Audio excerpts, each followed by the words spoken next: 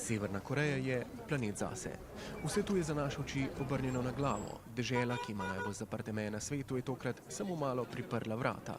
Le toliko, da lahko naše tuje oči pokukajo to deželo in pokažejo le tisto, kar si izbere režim in se potem predstavlja kot sistem, ki nima kaj skrivati. A že tisto, kar so nam pokazali, je kljub nasmehu ljudi osupljivo. Da se 60 tisoč ljudi zbere na stadionu, niti ni tako nenavadno. Da pa se zberejo in ploskajo, ko poslušajo 2 uri o liku in delu Kim Il-sunga, ki je umrl leta 1994, pa je možno samo v Severni Koreji. Da pa bi kdo spregovoril o neuspelem raketnem poskusu ali pa jedrskih nameravanih poskusih ali pa o lakoti, pa niti besedice. Ne le, da je to možno samo v Severni Koreji.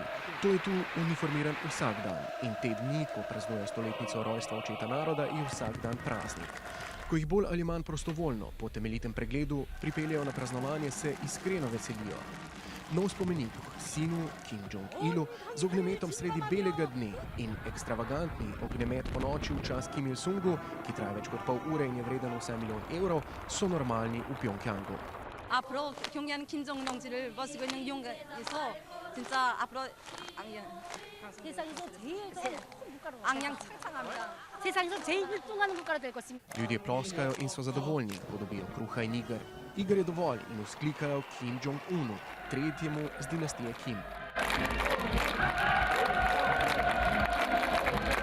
Le da dobijo kruha malo manj. A iger? Ja, iger pa je v Severni Koreji dovolj. Današnji dan je tudi na koledarju označen kot dan sonca. 101. v uradnem koledarju od Juche. Tudi danes je novo leto. Korejci imajo kaj za praznovati. Danes so prvič slišali severnokorejskega voditelja Kim Jong-una govoriti. Ni pa jim povedal, kako bodo prišli do hrane. Kot da jim to sploh ni pomembno. Važno je, da spregovori voditelj, pa so srečni.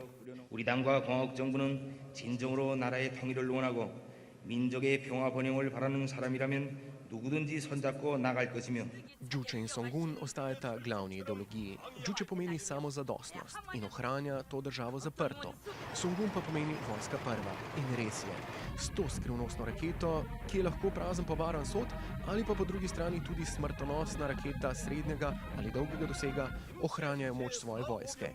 In vsaj previdno Zahoda, preden še eno deželo prikroji po svojem okusu.